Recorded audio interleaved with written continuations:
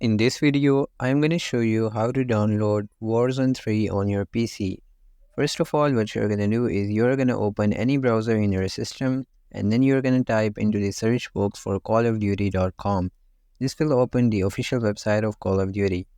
Then what you're going to do is you're going to move your cursor to the game section in the header of this website and then you are going to click on code Warzone. Then as you can see here that this is Call of Duty Warzone, which is also known as Warzone 3. Now as you can see here that you can play Warzone for free, but you must have a platform to play, which can be PlayStation, Xbox, Battle.net or Steam. I will suggest you to go with Steam.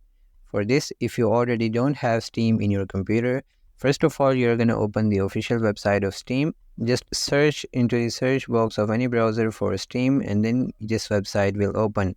In here, you are going to click on About section in the upper side of your screen. From here, you are going to click on Install Steam. Then you can choose the location where you want to have Steam to be downloaded and then you can click on Save.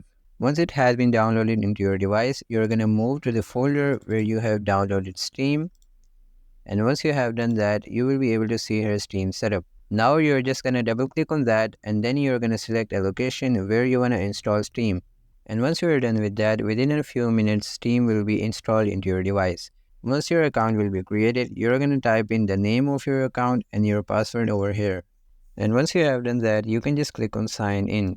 Then you will be logged into your Steam account.